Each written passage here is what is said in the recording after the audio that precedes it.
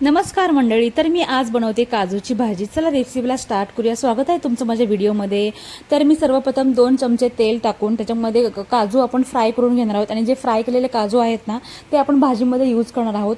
आणि या भाजीसाठी फक्त 2 वाटण लागतं, ते म्हणजे काजूची पेस्ट आणि दुसरं म्हणजे टोमॅटोची पेस्ट। तर काजूची पेस्ट कशी करायची, तर पाण्यामध्ये 1 मिनिट काजू उकळायचा आणि त्या उकळत्या पाण्यामध्ये मी 2 बेगडी मिरची टाकली होती, कारण त्याने चव खूप छान येते। तुम्ही पण नक्की ट्राय करा। तर ते 1 वाटी घेतली आहेत मी काजूची पेस्ट, 1 वाटी टोमॅटो पेस्ट आणि 1 वाटी ही भाजीसाठी लागणारे काजू।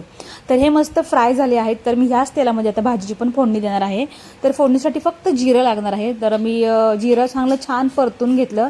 त्याच्यानंतर मग 2 बारीक चिरून कांदे टाकलेले आहेत। कांदे टाकल्यानंतर 1 चमचा अद्रक आणि लसूणची पेस्ट टाकायची आणि ही अद्रक लसूणची पेस्ट ना करपू देऊ नका, त्याला छान मस्त बारीक गॅस करून त्याला छान परता, म्हणजे की जेणेकरून आपल्या भाजीला चव खूप छान येते। तर हे पेस्ट टाकून त्याच्यानंतर आपण जाणार आहेत सुके मसाले।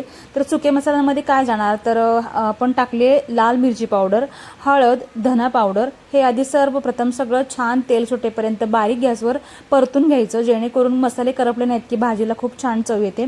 आणि मग आपली कसुरी मेथी असते ना ती, तर कसुरी मेथी थोडीशी लूज पडलेली असते, तर त्याला थोडंसं तव्यावर गरम करायचं आणि क्रश करून मग आपल्या भाजीमध्ये टाकायची, कारण की त्याची चव खूप छान येते अशा भाज्यांना। तर मी तशी टाकली आहे, तुम्ही पण तशीच टाका।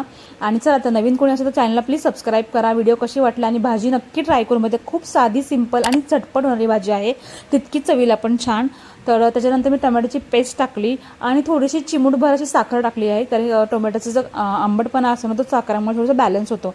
तर भाजीला छान असं टोमॅटो परतून घेतलं, त्याला छान तेल सुटेपर्यंत 1-3-4 मिनिटं त्याला झाकून मी एक वाफ काढली। तर टोमॅटो पण छान शिजले। त्यानंतर मग आता ही काजूची पेस्ट टाकलेली आहे मी 1 वाटी।